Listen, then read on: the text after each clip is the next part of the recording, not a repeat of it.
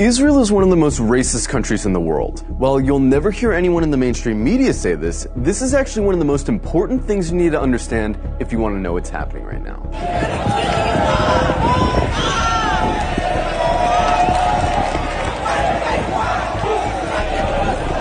From its inception, the whole idea of Israel as a country was based on racism. Israel was conceived as a Jewish state, and while there's nothing wrong in principle with Jews having a homeland, the problem is that they insisted that that homeland had to be in Palestine, which already belonged to someone, the Palestinians. The slogan of Israel's founders was "a land for a people without a land."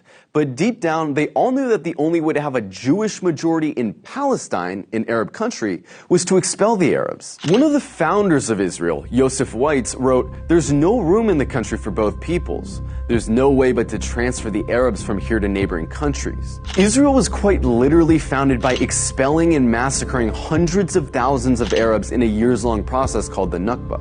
And when you found a country based on racial exclusion, you're gonna get a culture that fosters and celebrates racial exclusion. Because countries that commit terrible atrocities rarely acknowledge committing those atrocities. And the presence of Palestinians who remained in Palestine became a constant reminder, not only of the violence that founded Israel, but of the constantly looming threat that they might come back and try to reclaim their land. Every day you can find videos coming out of Israel showing Israelis calling for all Arabs to die,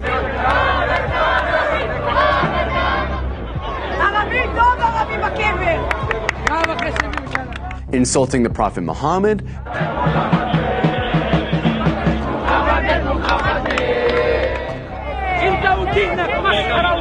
desecrating mosques, spitting on Christians, mocking and celebrating the murder of Palestinians, committing violent hate crimes against Palestinians, watching Gaza get carpet bombed from a cliffside for entertainment. But don't just go off these anecdotes.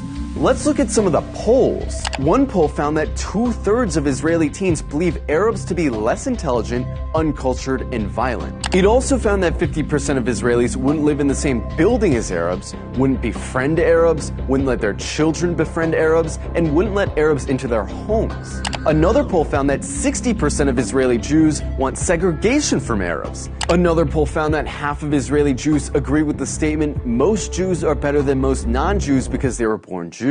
The poll also found that 88% of Israeli Jews would be disturbed if their son befriended an Arab girl, and 90% would be disturbed if their daughter befriended an Arab boy. This poll found that about half of Israeli high schoolers don't think Arabs should have the right to vote. Another poll showed that almost half of Israeli Jews don't want Arabs teaching their kids. Not only are these views widely held in Israeli society, they're also represented in government, which codifies these sentiments into law. For example, Israel has a law that says if an Israeli marries a Palestinian, or someone from several other regional Arab states, that person isn't allowed to move in with said Israeli.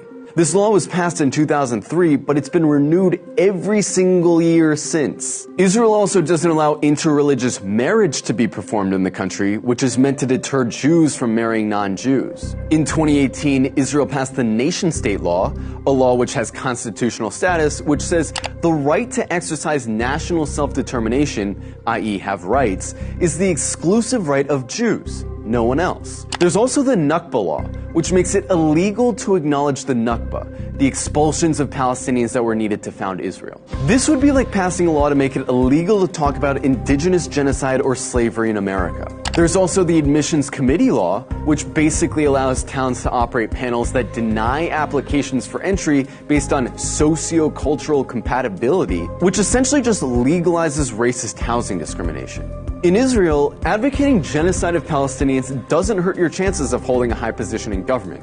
And in fact, in many cases, it helps. In 2014, Israeli lawmaker Ayelet Shaked wrote an unhinged rant on Facebook, calling all Palestinians enemy combatants and saying their mothers should be killed for giving birth to, quote, little snakes. The next year, she was appointed Minister of Justice by Benjamin Netanyahu.